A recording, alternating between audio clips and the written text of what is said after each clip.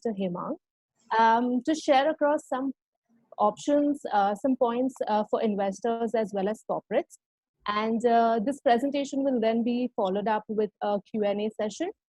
And feel free to ask us any questions. You can pop in your questions in the chat box, and we will be addressing them soon. Over to you, Mr. Hemang.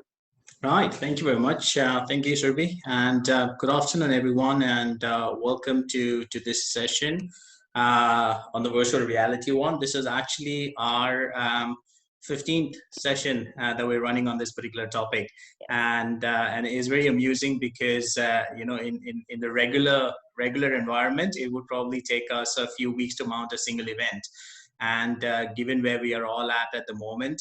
It's really amazing how we are able to churn out these events one after the other.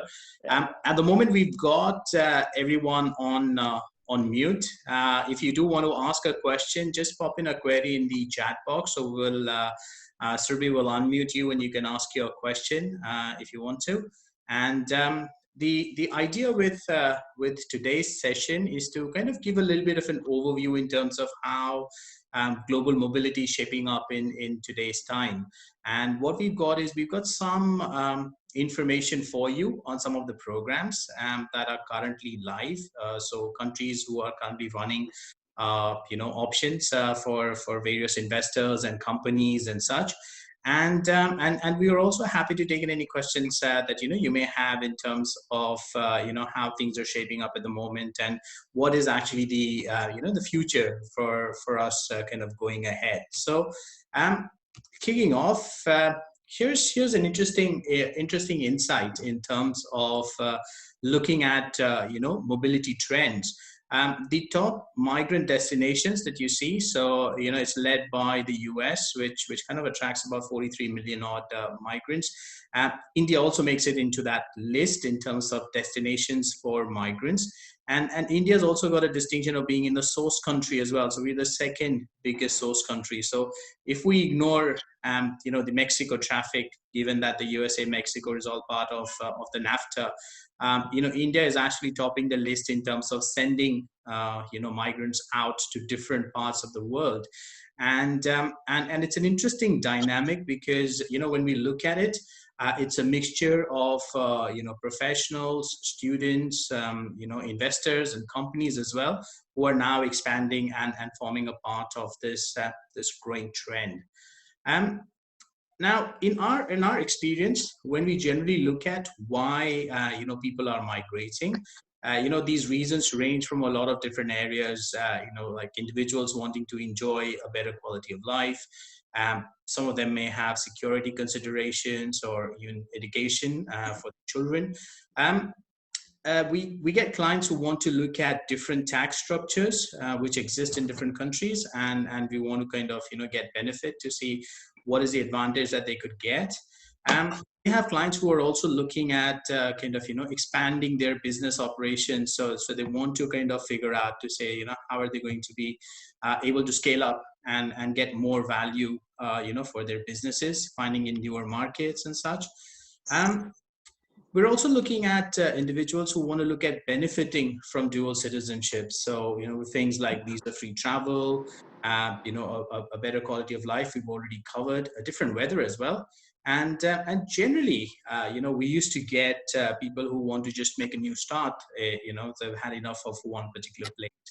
And one of the interesting things that we see now is post this whole pandemic scenario with COVID-19, one of the things that people also want to know now is what is the level of support which will be available from the government during a crisis. So I'm sure you've kind of read through a lot of press, and when you look at it, there's always this thing to say that this is the first wave of the virus. We'll probably see a second wave, and it's going to get a lot more tougher and things like that. And in scenarios like that, people are looking at saying that, okay, how will the government of whichever country I'm in, how are they going to support us when we go through these crises? So that's another interesting question that's kind of coming in from our clients nowadays.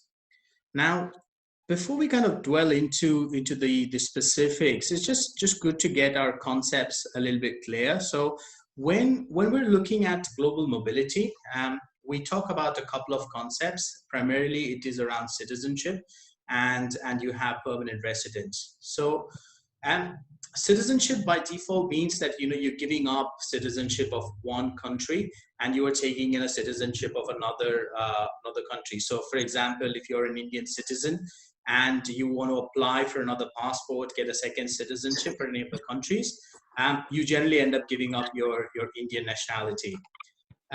Whereas individuals who offer a permanent residence, this is kind of like having a backup. I mean, so you're not actually losing your Indian citizenship, but you're having permission to live and work in another jurisdiction. So that's typically what a PR or permanent residence looks like. So with India and citizenship, I mean, at the moment, India does not allow for dual citizenship. So what we do see is individuals who give up Indian citizenships, they can still continue to live and work in India, and they can apply for what's known as an OCI card.